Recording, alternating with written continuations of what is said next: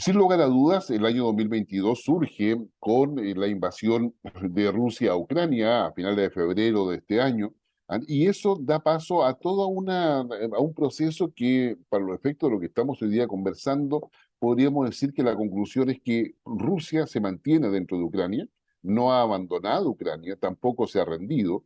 Rusia ha recibido la mayor cantidad de sanciones económicas, financieras, comerciales que ningún país del mundo había recibido, yo diría, por siglos, digamos, y claramente desde el retorno a la normalidad después de la Segunda Guerra Mundial.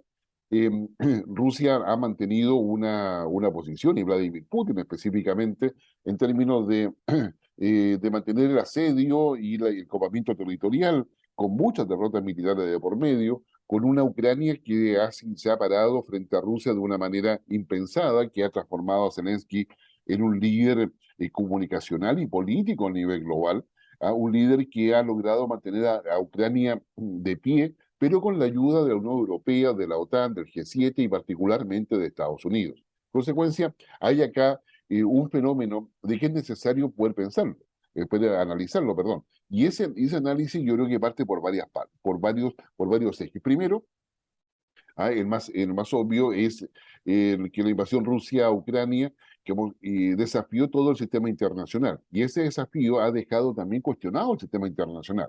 Las Naciones Unidas, todos los organismos multilaterales no han podido hacer nada para poder colocar fin a esta invasión o generar un esquema de negociación distinto.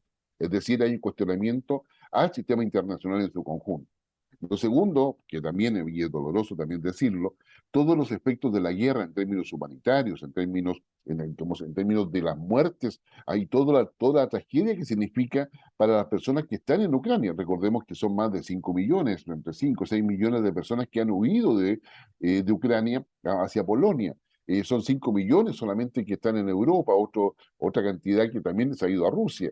Pero todo lo que es la diáspora que ha ido pasando con esto, todo lo que es los refugiados ucranianos que están en los países de Europa, pasan a ser en la práctica una carga, digamos, y un testimonio concreto de los horrores de una guerra que no ha podido detenerse. A su vez también todo lo que sucede ahí en la guerra da paso a un tercer fenómeno, que es el incremento del crimen organizado en diversas formas. Y ahí hay varias derivadas. La primera de ellas es la trata de personas, a la- eh, que es aquellos coyotes, como le decimos acá en América Latina, que ayudan a salir del país, pero separan a las familias, se llevan a los niños, trafican las personas, trafican las mujeres, los hombres para el trabajo, digamos, trabajos como que son muy duros, a las mujeres normalmente para la prostitución, los niños que se venden en diversas partes del mundo. El tráfico de personas ha aumentado considerablemente. También el tráfico de armas. El tráfico de armas se ha transformado en un problema dentro de Ucrania. Han dado de que gran parte de los sistemas de armas que las potencias, Europa, Estados Unidos han enviado, no todos llegan al ejército ucraniano. O sea, hay una parte que desaparece y esa parte, digamos, es robada o utilizada por bandas delictuales que venden ese armamento en otras partes del mundo. Entonces tenemos ahí un tráfico de armas que es peligroso, pero que también tiene un impacto a nivel global. Adicionalmente, tenemos que el tercer elemento asociado a Ucrania es que la guerra en Ucrania ha generado una alerta mundial en términos energéticos y alimentarios. Los primeros que han sufrido esto es Europa. Hoy día Rusia utiliza el invierno, o sea, o la variable climática, si quieren verlo de esa manera, como un instrumento de guerra para atacar a Ucrania. ¿Y qué cosa ha hecho en esa perspectiva Rusia?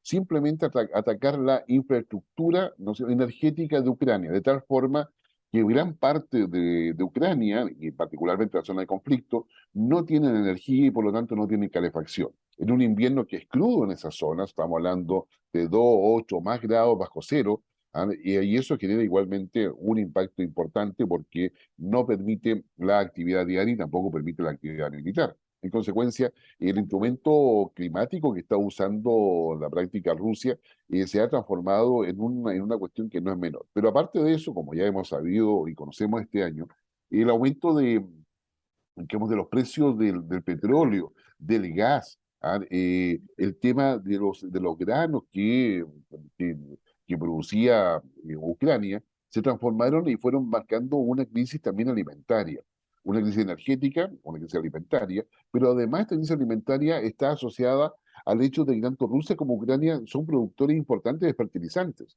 Y esos fertilizantes afectan todo tipo de, como todo tipo de producción agrícola y también a la agroindustria. En consecuencia, digamos, todos estos elementos finalmente han llevado a que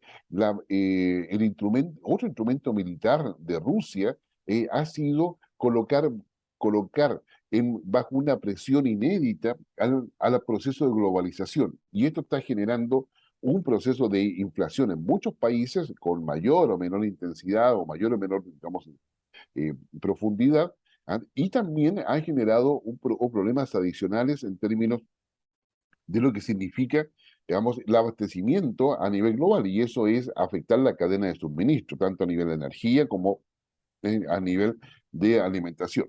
Pero eso se ha potenciado también por el cambio climático, porque en el caso alimentario, en el caso de India, que es un grande productor, en el caso de Argentina, que también es productor de granos, en la práctica también ellos han sido afectados por la sequía. En consecuencia, su nivel de producción ha disminuido y ambos países, por nombrar solamente estos dos, han preferido asegurar el abastecimiento interno y no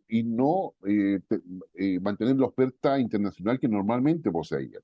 A su vez también, digamos, tenemos lo que es China, una China que, más allá de todo lo que le ha pasado este año, las definiciones que ha tomado Xi Jinping en términos de tomar un control mucho más absoluto del poder, la política COVID-0 ha significado que muchas industrias no estén funcionando por varias semanas, que los trabajadores no puedan producir, que se deteriore la calidad de vida de esos trabajadores porque muchos de ellos trabajaban por bonos o por metas. En consecuencia, si no trabajas, solamente recibían sueldo mínimo, que es una de las razones por las cuales han habido protestas, digamos, en Chile.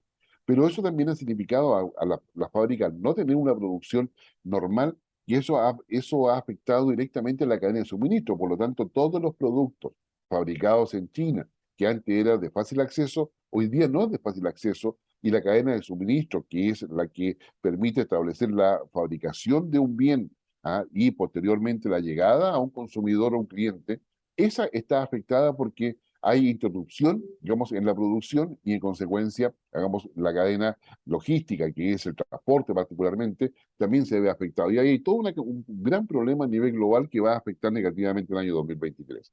También tenemos a su vez que la posición de China con respecto a Rusia se ha transformado también en un gran dilema porque China está negociando con Estados Unidos, todo lo que es la patente industrial o la propiedad industrial respecto al nivel de avance tecnológico asociado a la cuarta y quinta revolución industrial que se está dando en China.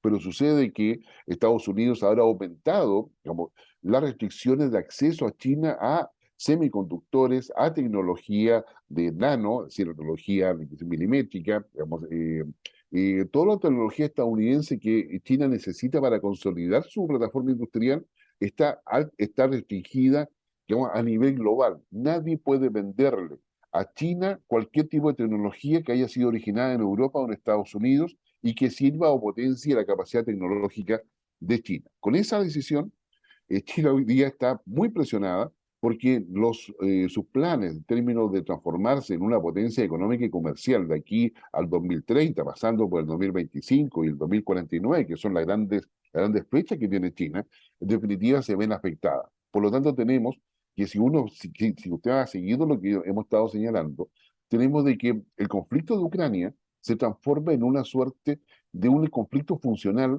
para Estados Unidos, que aprovecha de negociar con China, para China, que aprovecha de presionar a Estados Unidos, para Rusia, que es quizás el que más pierde en todo esto, en temas de que Rusia está sometida a un desgaste no solamente militar, sino también económico y obviamente político, mientras otros se negocian. Entonces la pregunta que queda detrás es cuáles son los intereses para mantener justamente vivo este conflicto de Ucrania. La visita que ha hecho esta semana Zelensky a Estados Unidos es un mal presagio porque significa que le han pasado no solamente 2.000 millones, 2 billones de dólares en sistemas de armas, particularmente con una tecnología inusual que son la plataforma defensiva de los misiles Patriot, que le va a dar un salto cuántico a Ucrania al poder usar eso y también poder atacar a Rusia directamente. Y eso significa en la práctica, ah, eh, como, como te envía en la práctica, una cuestión que no va a ser menor.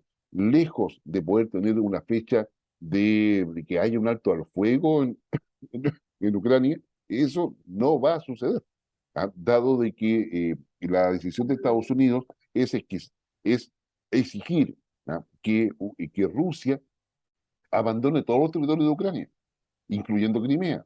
Y eso claramente no lo va a aceptar, eh, perdón, y eso claramente no lo va a aceptar Rusia. En consecuencia, la situación hoy día de Rusia es complicada, pero a su vez también veamos la otra parte.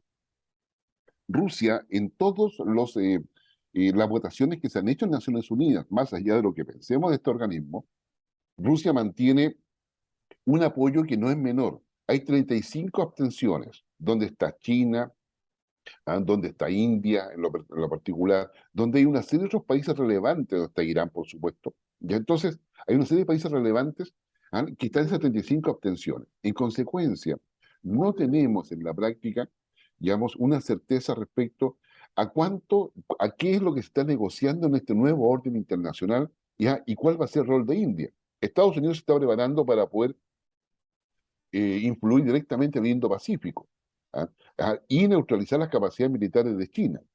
Cuando uno empieza a hablar de esta manera, se da cuenta de que Ucrania está haciendo, yo diría, digamos, una excusa, ¿ah? Para lo que va a hacer digamos, lo que va a hacer el próximo orden mundial, o el reequilibrio orden mundial, donde va a estar India, pero donde los intereses pragmáticos de los países están por sobre los intereses humanitarios o la responsabilidad humanitaria que le correspondería eventualmente. ¿Es un retroceso lo que estamos viviendo? Sí, es un retroceso. No va a haber paz en Ucrania esta Navidad, no va a haber un alto al fuego, no va a haber un proceso de negociación. Lamentablemente, lo que todos esperábamos, que esto se hubiese eh, producido en estos días, definitivamente no va a suceder. La provocación que genera la presidenta Zelensky a Estados Unidos, la entrega de ese armamento, va a reafirmar la idea para Putin de que va a tener que tomar medidas extremas. Occidente está acorralando a Rusia, y en una estrategia donde se piensa que Rusia finalmente va a ceder.